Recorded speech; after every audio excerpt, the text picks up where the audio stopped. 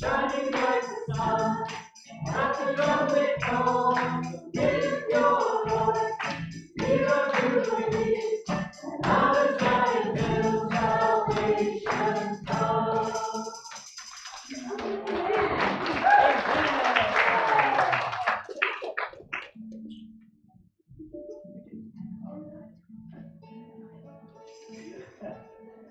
We just did this in Westfield, I'm telling you. It's a quantum leap coming here. Sorry. Don't let them hear that.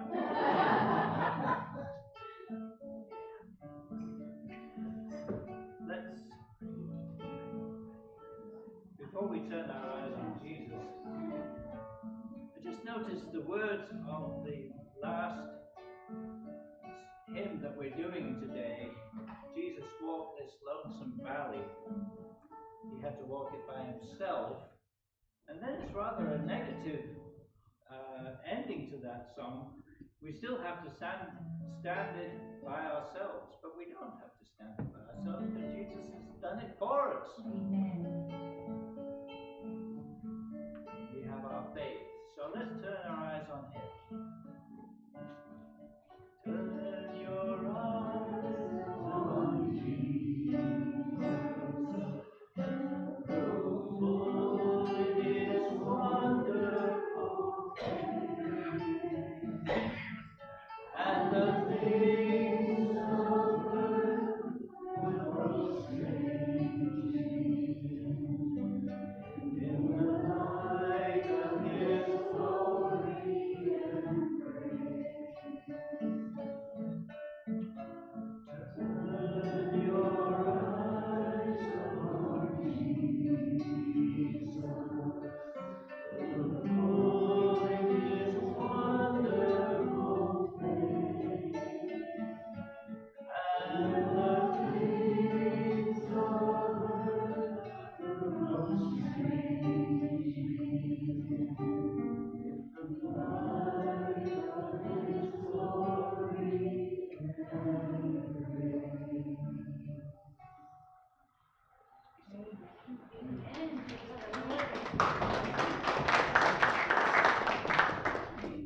It is so uplifting. So we are looking for Ian to have more praises than Whitley in Major. I know that is your heart, that is your mission. So we are so grateful for your life, Dr. Ian. Same as with our two great men for our choir and their choir. They are all doing the ministry well for the glory of the Lord. So today we are now coming for the silent prayer of confession. And can I ask Pastor Drew to please lead the prayer on our pastoral prayer, Pastor. Please lead the whole congregation. As we are collecting the prayer cards, please write your prayer list. And we will pray together, but Pastor Drew will lead us in our prayer time today.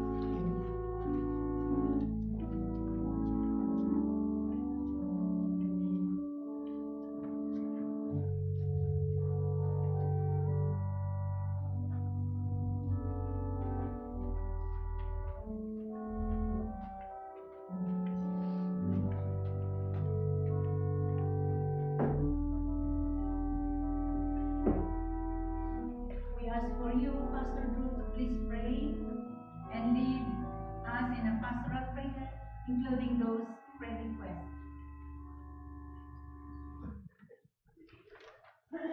Oh, sorry.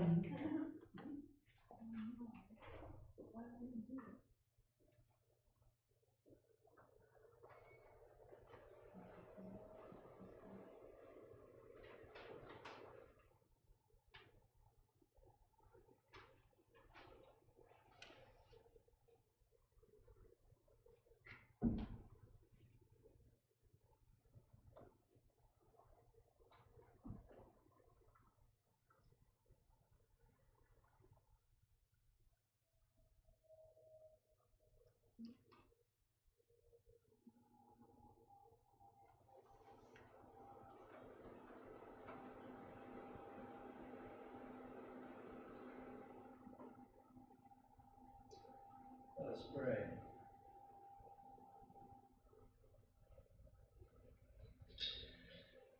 Gracious God, we enter the season of Lent with much on our minds. We're glad we remembered to set our clocks ahead.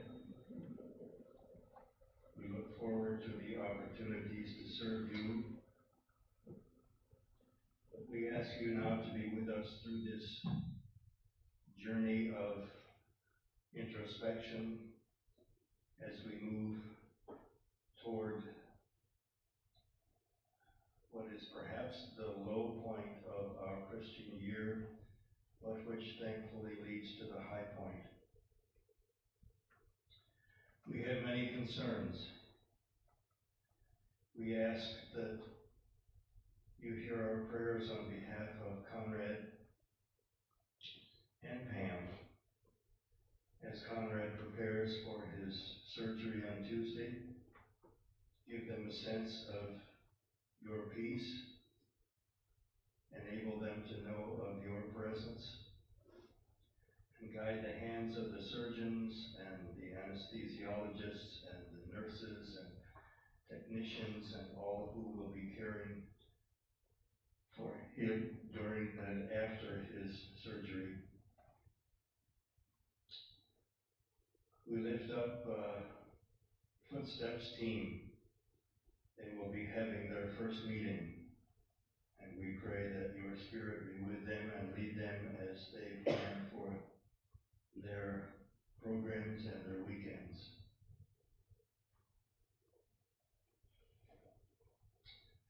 We ask for prayers for, I believe, Butch, stage 4 lung cancer, and expensive medications costing $2,000 a month.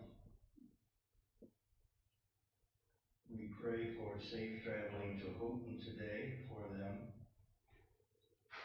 And we pray for Diane Cornell McCoy, who's having a procedure at Roswell on Tuesday. And finally, we give thanks and praise for the birth of a new grandbaby.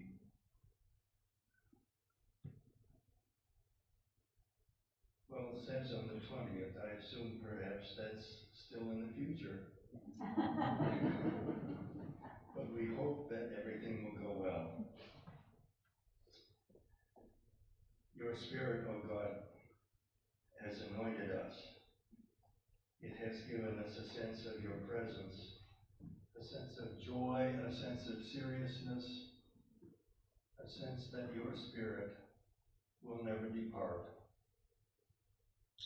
And so we ask now for your presence upon this world, upon our nation, upon the people of our nation, that we may work together to bring peace and tranquility and your love to all. We may not agree with every lifestyle. We may not agree with every belief, but we are all your children, and you love all of us equally. And so we ask now for your blessing upon us as we pray the prayer that Jesus taught us. Our Father,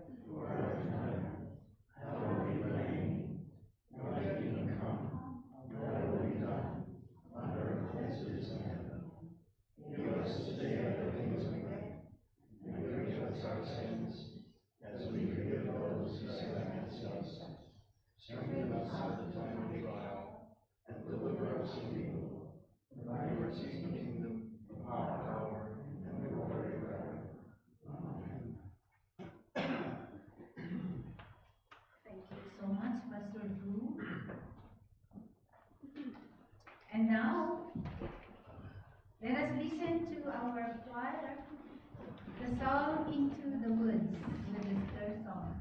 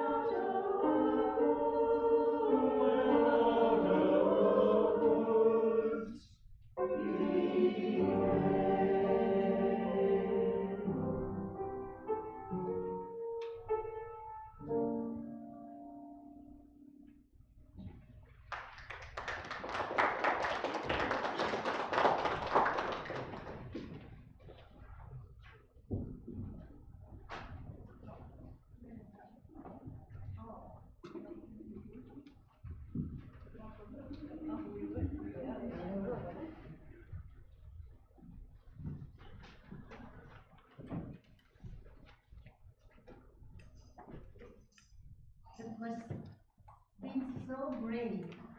Glory to God. Let us give a clap offering for the Lord.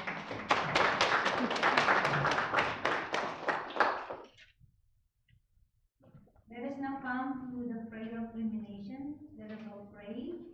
God of grace, help us seek you and the truth you intend for us today. Let us not be distracted by worldly pursuits or pleasures. Help us to focus our hearts and minds on you and your word read and proclaimed. Amen. Let us hear the scripture reading.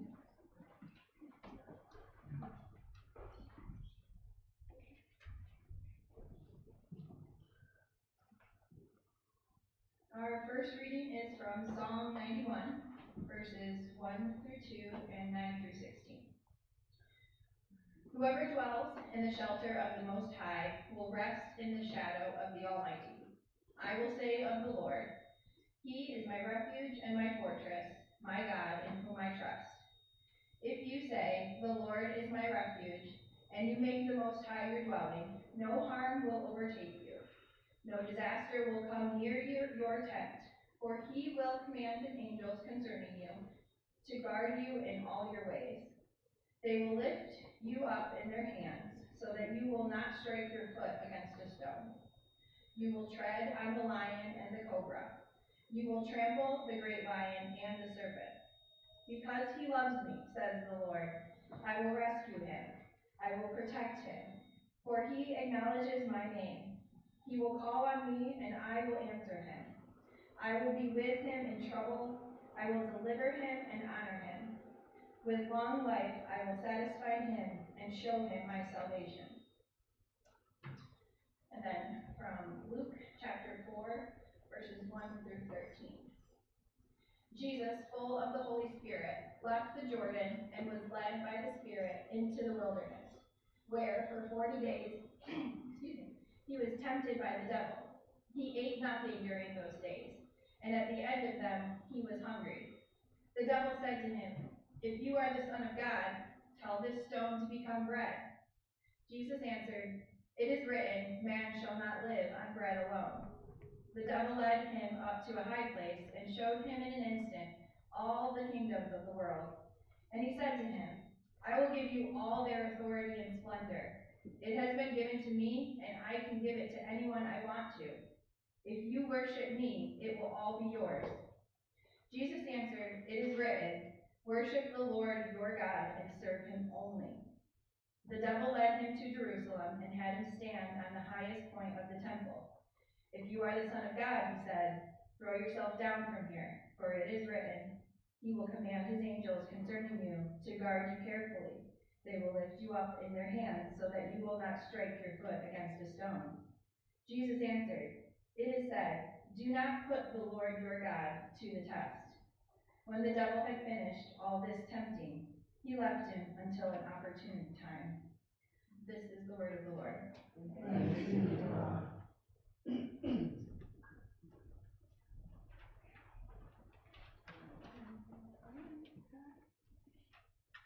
We are now coming for the message of life. So, again, magandang umaga sa inyong lahat. Good morning, everyone. Good morning. Our theme this morning is when we are tempted. Let us pray. Heavenly Father, thank you for bringing us together today. We come before you with open hearts, ready to hear your voice as we worship. Let our praises rise to you. As we listen to your word, let it transform us. We know that you are with us in every season, through every trial and every victory. Guide us today and help us grow in faith. In Jesus' name we pray. Amen. Imagine for a moment that the devil didn't show up with horns and pitchforks, but he was with us with a very good face. Perhaps a beautiful lady, a handsome man, or in any forms that the devil will disguise and trap us to fall down from our faith.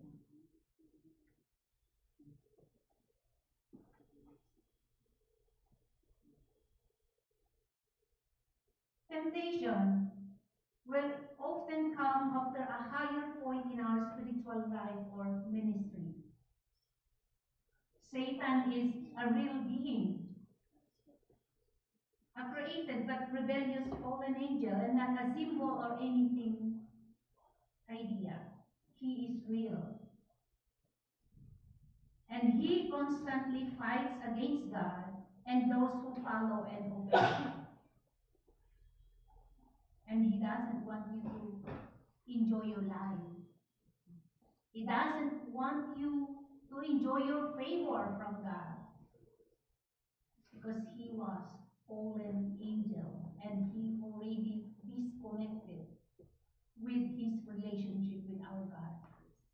So the devil is ruling around us, even inside the church.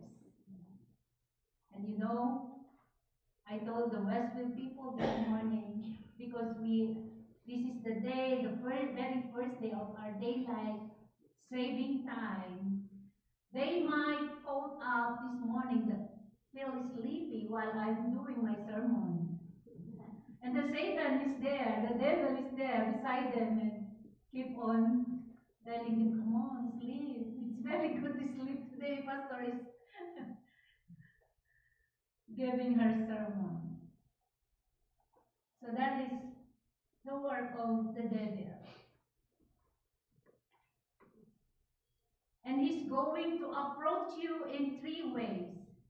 Each way is an attempt to try and turn you down from your faith in God.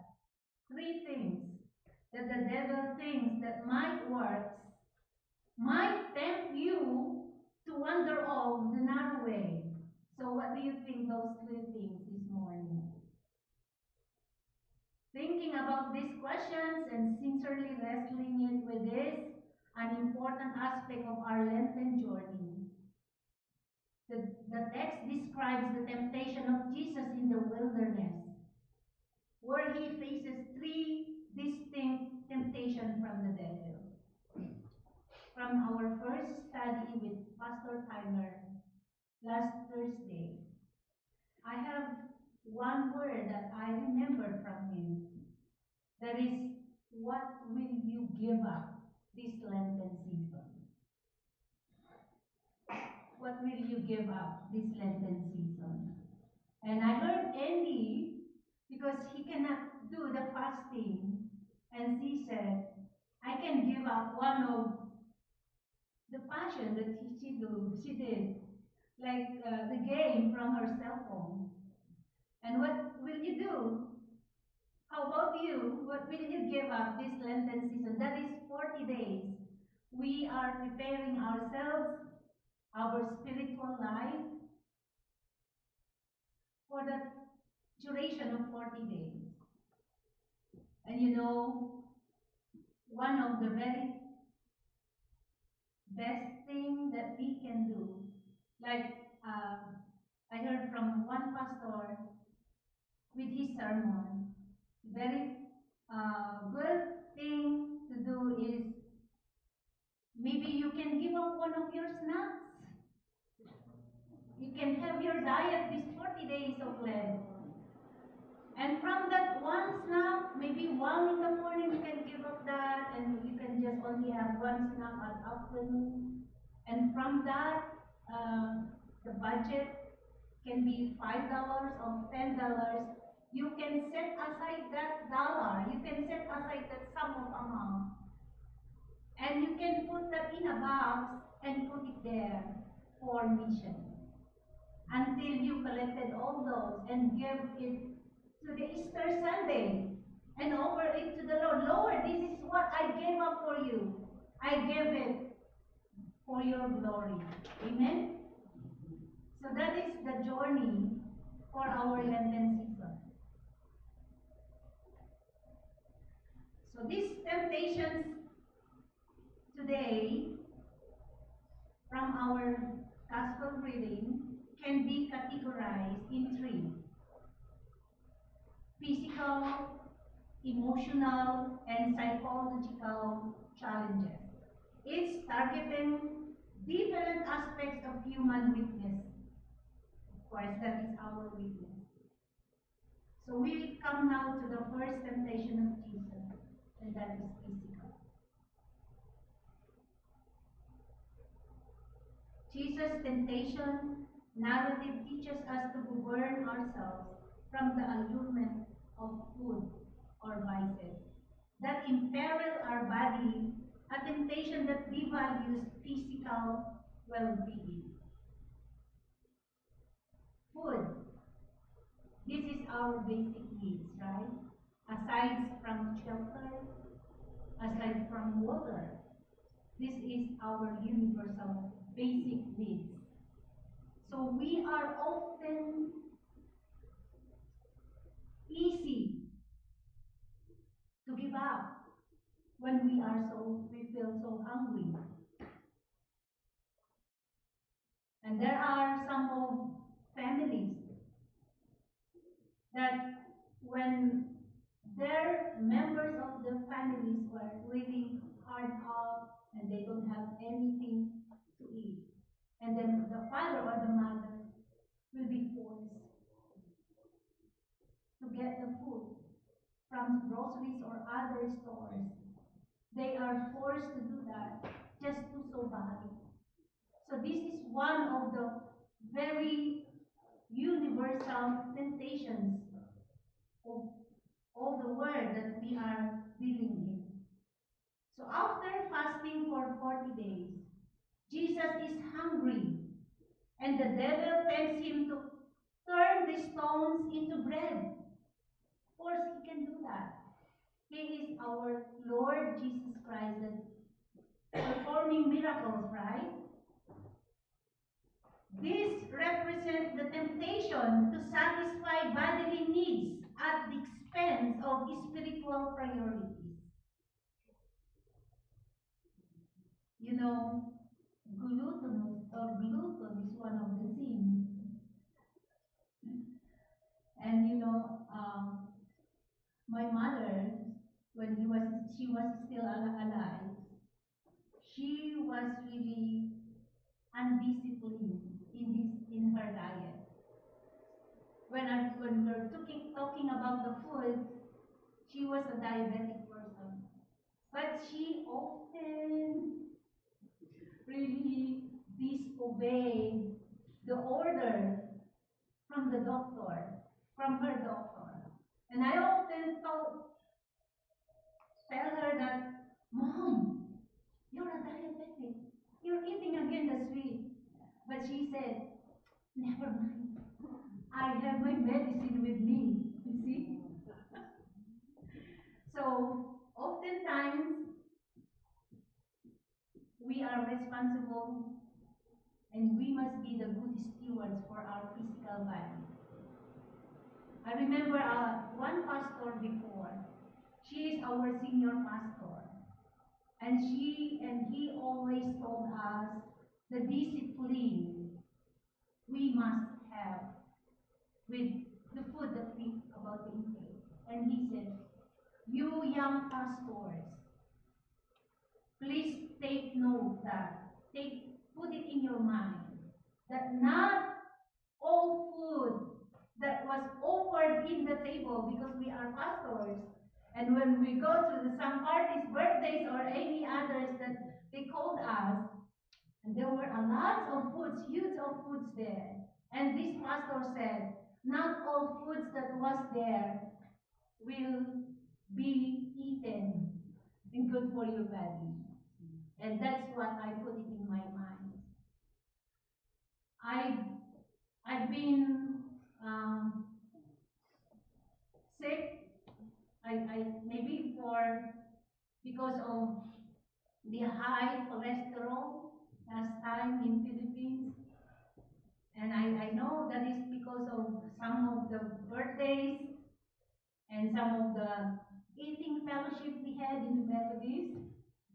So from then on, I am a picky already in food, especially the rice and the meat. And because I think I have 3 years, consecutive years of taking the pills for the cholesterol, but it's not good in my health, in my body. I can feel that I am trembling and I'm very weak when I take the medicine, the pills. But when I do the discipline, you know what? I was already become healthy. The doctor one time when we go, because every year we have a yearly checkup, and that is one of the procedures that we have to undertake before they will renew us in our license. And I was a pastor. And one time the doctor said, did you take medicine, pastor? I said, no. Is there something else with my result? He said, no. Good news. Because all of the result was good. It goes well. And I'm so thankful to the Lord. Because the bad and the good and the bad is both high before for me. So I had my also high in blood pressure because it triggers the cholesterol in my body. But it goes well because of the discipline that I take and I pursue in my physical body, or especially in eating. So I think this reminds us also to be responsible, and especially we are accountable to our physical body.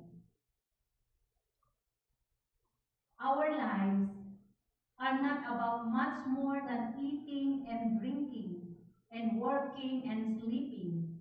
They are about the relationship first, then everything else makes more sense. So this is what Jesus quoted with the devil. Number two, temptation of Jesus. Emotional. This is one of the hard things to control. I can control my hunger because that is only in our mind, right? We can say, I'm not hungry, and we can control already the hunger. But the emotional temptation is very hard to deal with.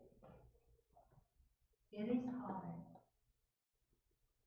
especially the relationship, when it comes to relationship inside the family or within our loved ones.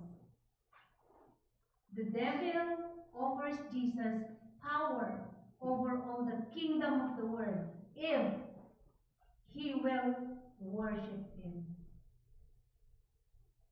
Temptations offered by the devil, the throne of God, the throne of God, in favor of worshiping the devil. If you worship me, that is the condition. If you worship me, I can give you the power. I can give you the authority. I can give you all of the success on this earth. But you know, power and wealth is a gift. They are not meant to exploit people for us to gain more. So these might be some of the reminders for us that we need Christians, that we put it in power.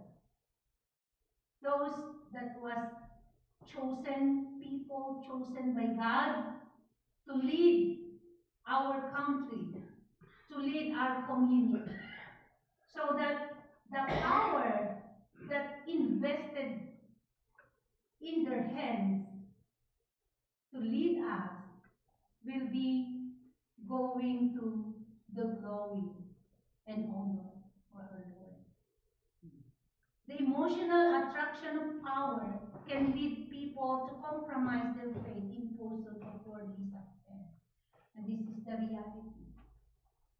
We are coming now on the election again in the Philippines for about less than, I think, 2 months. Less than 2 months. But it's very sad to say that they are all greedy in power. They compromise their faith in pursuit of worldly success. And this is the reminders this morning that given to us by our Lord Jesus.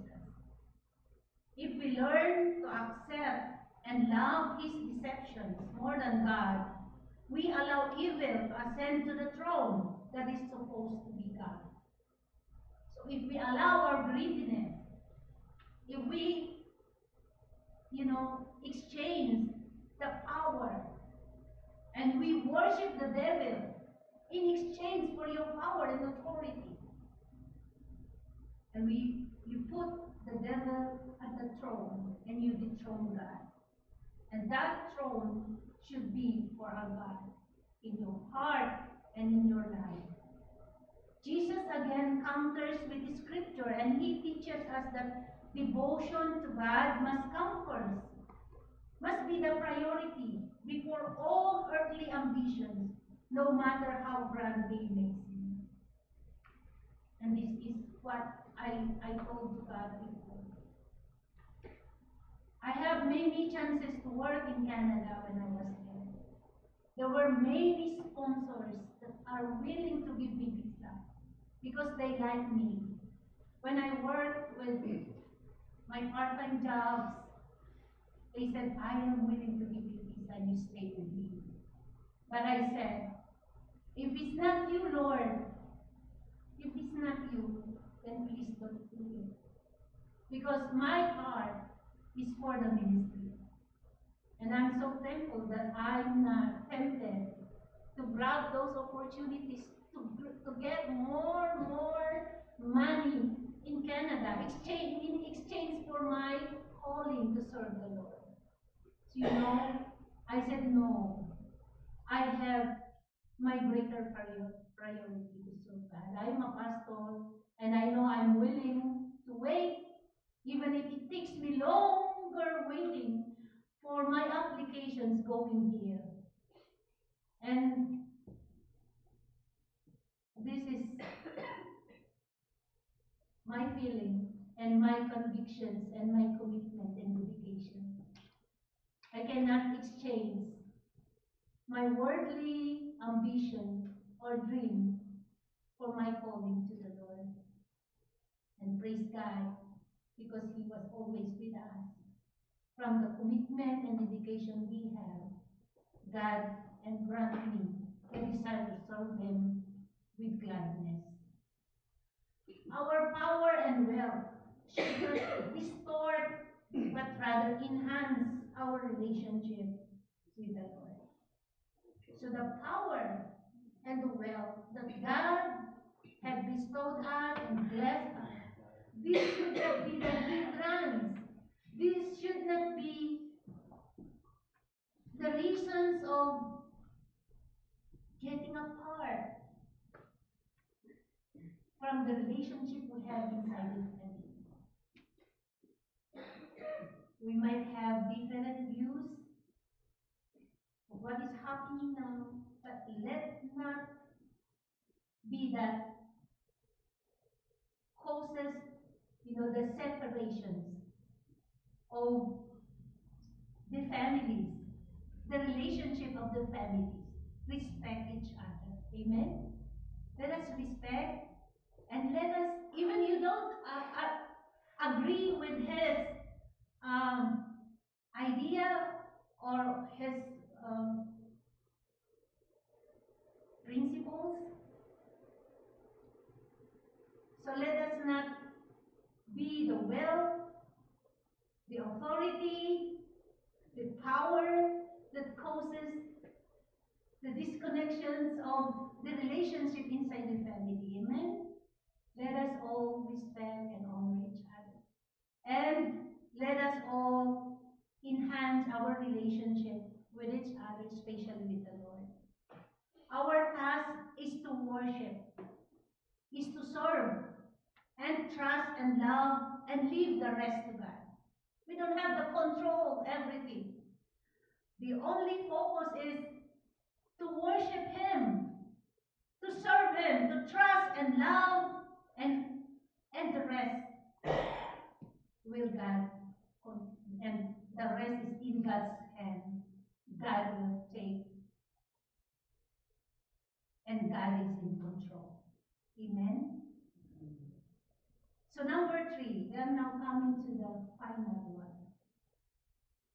Number 3, temptation of Jesus is psychological.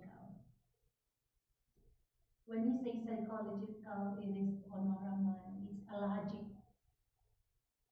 temptations.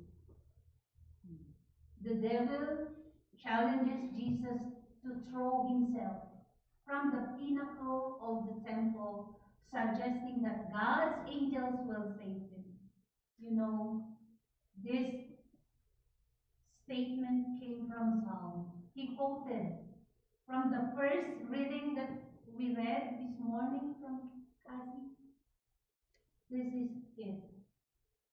The psalm that he quoted, when you throw yourself down to the pinnacle of the temple, God's angel will save you, will uphold you. And this is a test of identity and trust in God's plan. This is a tricky temptation. Psychological temptation often involve doubts, insecurities, and the need to prove oneself. I don't know if you're suffering, if you've been through from this psychological temptation. Jesus highlights that true faith does not demand miraculous signs, but trust in God's wisdom. The tricky thing that the devil wanted to Jesus show to the world, that he was a son of man, that he was a miraculous God, same as our Father. That he can do that, even in his very first ministry, right? He did a lot of miracles. But the devil here wanted to show the world, show to the Jewish leaders, show to the scribes and any enemies of Jesus that he is a miraculous Son of God.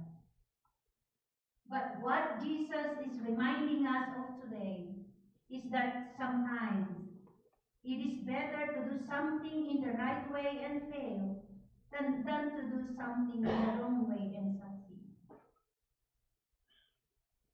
The devil wanted Jesus to shortcut his ministry.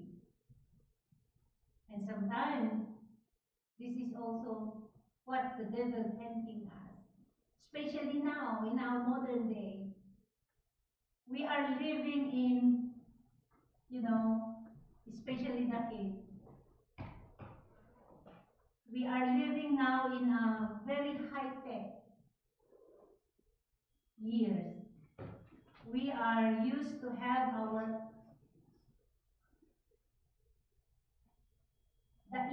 the food that we eat, is all just put it in the microwave, and that is it. We can eat. And there are a lot of technologies and very high-tech that will cause us to shortcut. And we don't have the patience to wait. So this sometimes will push us to get what the devil is tempting us. He said, hey, if you want, I can promote you. I can bless you. I can make you like this. I can give you anything you want. If you are not strong in your faith, you can easily grab that offer from the devil. But today, it reminds us that success is not everything. Success is not everything. There are those who succeeded from their career, succeeded from their professions, but they are not yet complete, happy. Amen? They are not yet completely happy, and they are not yet, I think,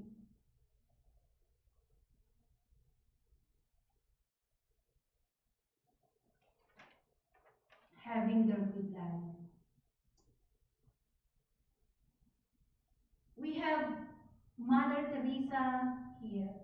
Mother Teresa famously put it, God has not called me to be successful, but to be faithful.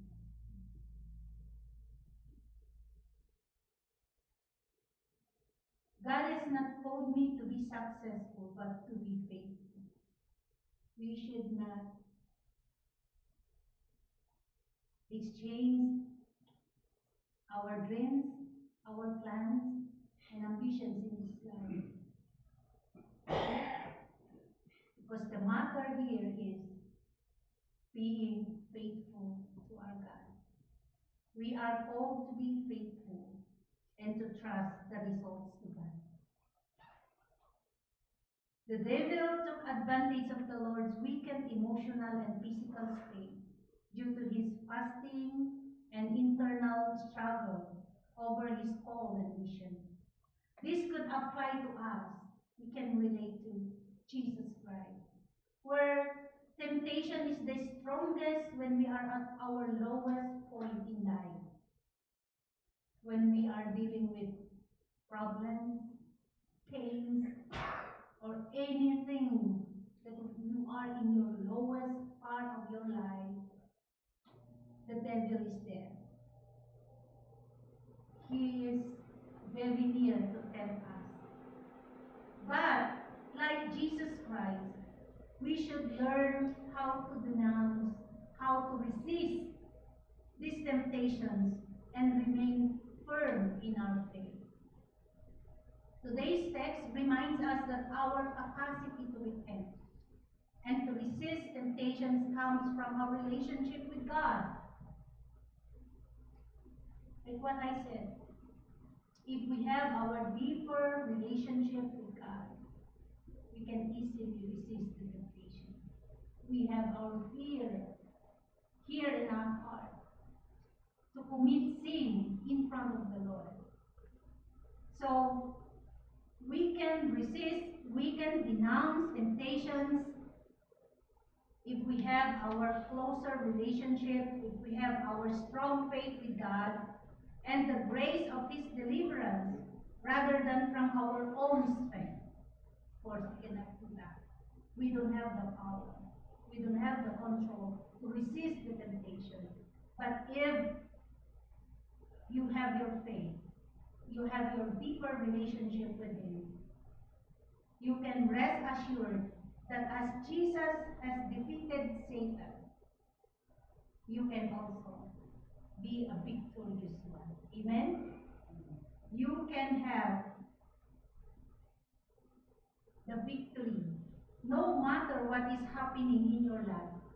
No matter the temptations and trials and tests we might be going through, we can turn to Jesus and He will be there for us and lead us and guide us all along the way. And like what our first reading this morning, everyone who calls in my name, I will answer thee. I will protect thee. I will guide thee. And I will restore thee. So don't forget to call on the name of the Lord. And you know, the secret here is Jesus quoted all the scriptures when He had, the rebuttal with the devil. He did quoted all by the scriptures. And this is the challenge for us this morning. We must memorize our memory verses. We must have our life verses. So when the temptations is near, we can call in mind the scriptures that we had in our heart. Like when you are tempted to doubt for the promises of the Lord in you, you can just quote that. In Jeremiah 29:11. For I know the plans that I have for you, declares the Lord. Plans to prosper you and not to harm you. Plans to give you a hope. So that's the words that you can rebuttal with the devil. When the devil will come in your mind and want to shake your faith and want to put you down, you can recite your life verse. Amen? So this is very important to have our memory verses and life verse in us, especially in our heart. Before I close my sermon this morning, I want to tell you the story of one pastor. This is true. This is a true story. But he was already died. But this story was told us when he was still alive. When he was in his deathbed, about to die, he has a dream that he goes up to heaven. And when he was in heaven, was on the gate, there is a man there, same as Pastor Bruce, with a long beard, and he thinks that that was Peter, the gatekeeper. And then this man said, "Your name was not yet here." So he said, "I can bring you back to the earth, but you just recite one verse from me." And of course, he was a pastor, so he can recite any verses that he wants in front of this man on the gate. So he recited one verse. I think the memory verse that he recited is the Matthew 6:33. And suddenly, in a snap of hand, he come to life. He woke up from his dream. But he was already on his deathbed. He was given another chance, another life, a second life. And I don't know how it longs that second life for him. But he continues to serve the Lord in the ministry. So see that how important it is to have your memory verse. That even in heaven, you can still recite that memory verse, because in heaven, purely all was holy and all is heavenly things. Amen? So I say this in the name of the Father, the Son, and the Holy Spirit. Amen. I invite us to please stand and let us all sing the hymn, "Be Still My Soul," 534.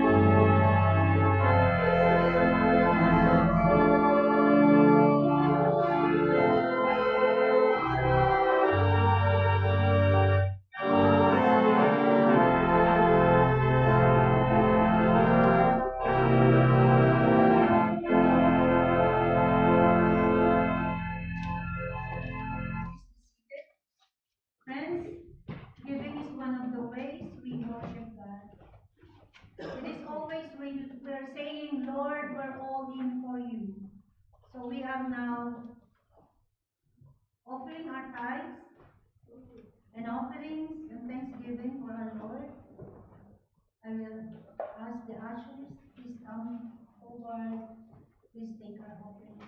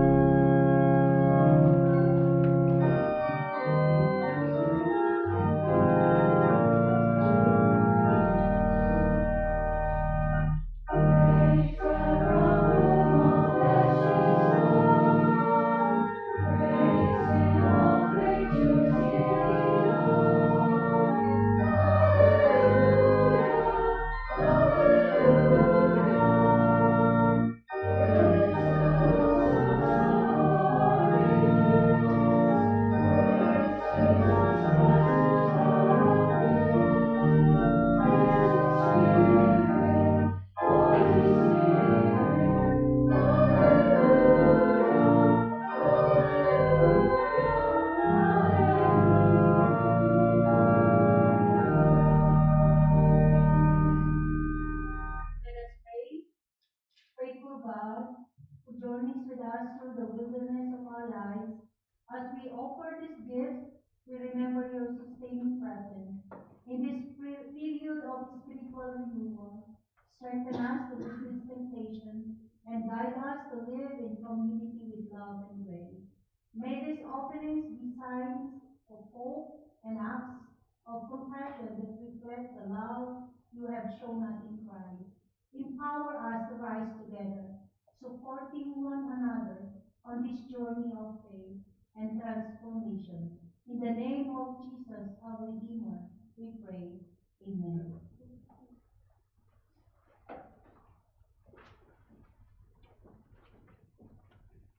Let us now sing our hymn, Jesus Walk This Lonesome Valley, and the faithful saints 2112.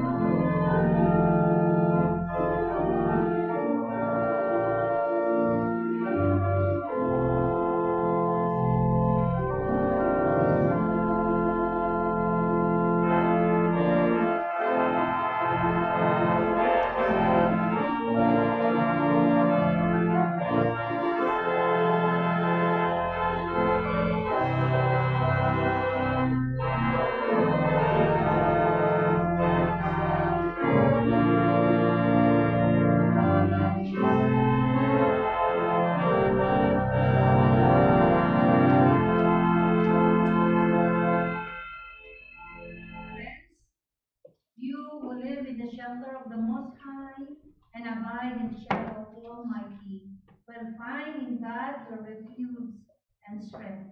Go now in the blessing of the Triune God, who shelters you and rescues you, that we all might be a shelter and a rescue for and with one another. Amen.